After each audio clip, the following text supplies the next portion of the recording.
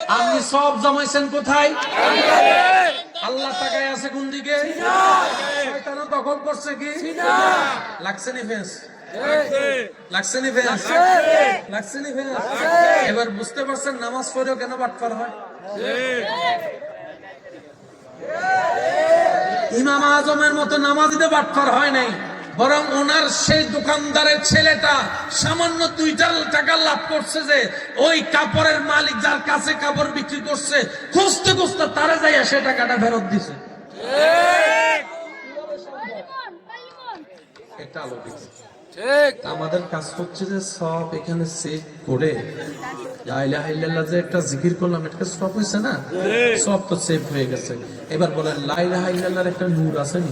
আছে। নূরটা সেভ করার দরকার আছে নি? আছে। নূর সেভ কোথায় হয়, কানে না অন্তরে? অন্তরে। এই নূরটা এখানে সেভ করতে হবে। ঠিক ঠিক।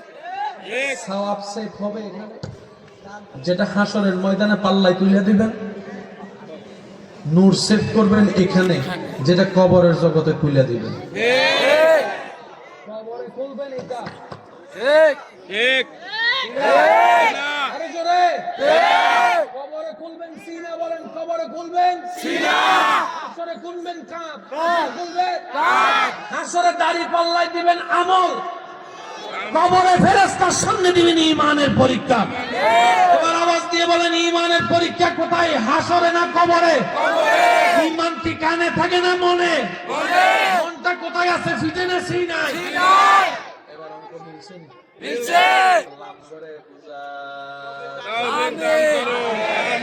সে আল্লাহ বলছেন আন-নাবিয়্যু আওলা বিল মুমিনিনা মিন আনফুসিহিম, আমার নবীকে আমি আল্লাহ মুমিন বান্দার জানের চাইতে কাছে বানাই দিলাম। সুবহানাল্লাহ।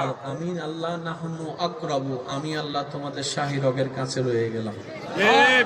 আমিও কাছে আছি, আমার নবীও কাছে আছে, কিন্তু তোমরা আমাদের থেকে দূরে সরে গেছো। ঠিক। আমাদের কাছে হচ্ছে যে আল্লাহর নবীর কাছে যাওয়া।